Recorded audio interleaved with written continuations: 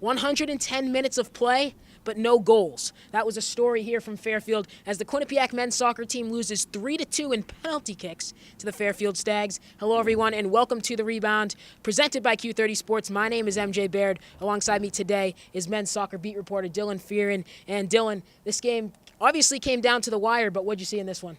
I saw 5 penalty takers by Quinnipiac that I expected to put in the back of the net, and only 2 of them were successful. And the 3 that I really thought had a 100% chance of making them failed to do so. And that was James Doig, Matthew Taylor, and Simon Hillinger, 2 seniors and a freshman that is used to taking penalties and being in pressure situations over in Germany. I thought would just make those penalties, and in do-or-die situations, they came up short, and Quinnipiac goes home and they have to live with that. Eric DeCosta said after the game, penalty kicks are a 50-50 chance. Let's have a listen. And when it comes to penalties, it's guys who are confident, guys who want to take them, guys who feel good about it, and those 10 players felt good about it. They were excellent in training, and keeper makes saves. We didn't have a single guy put it over the bar or miss the goal. The keeper made the saves. It was an up-and-down season for the men's soccer team, Dylan. I mean, if you look from the moment they were named preseason MAAC number 1s to today, the loss in the MAAC semifinals. I mean, talk about a high and low road. It was just weird. They're picked to win the MAAC. They bring almost everyone back from a team that made the MAAC final last year. And things just were weird. They weren't the same.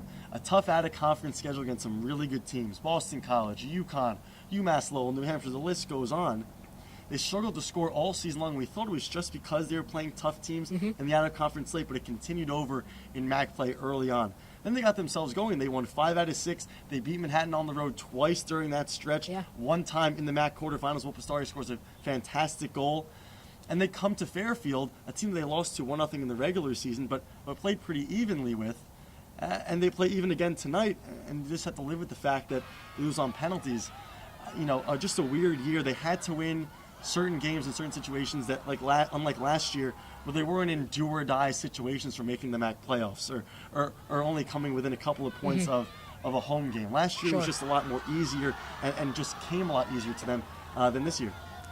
Eric DeCosta said after the game, it was a fantastic season, but something I thought was interesting, one of the harder teams he says he's coached here at Quinnipiac.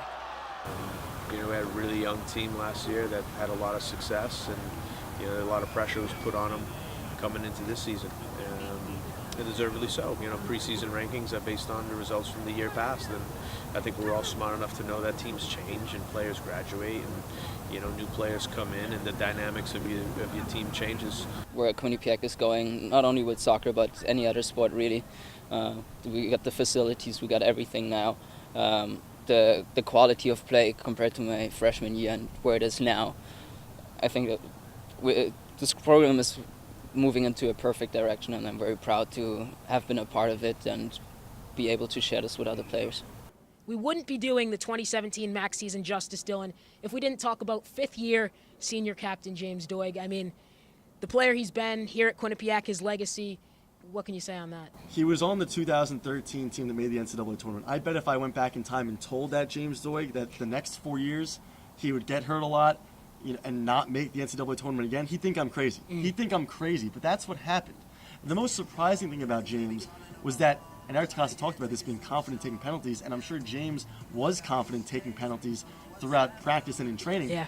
But he steps up, and his penalty just didn't seem confident to me. It wasn't, a ferocious penalty like you would expect from a guy like James Doig. It was a little softer than normal. It was sort of towards the middle of the goal, and the keeper didn't really make a great save, but it just kind of went to him, right?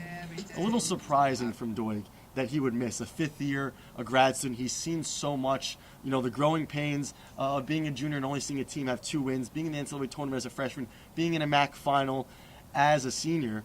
It was just surprising to me, but a great career. He clearly was one of the best players to ever come through Quinnipiac. He's had the most wins in program history.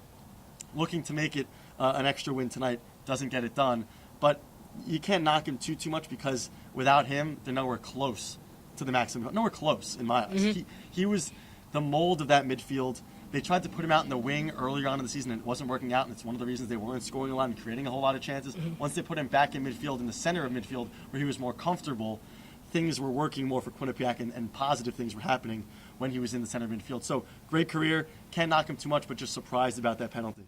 Dylan, the men's soccer season ends here in early November of 2017, but a great job on the men's soccer beat all season. Thank you. It was a pleasure to cover this team. Eric DeCosta is nothing but class. His players are pure class, and it was fun. Didn't feel like I was working a day in my life.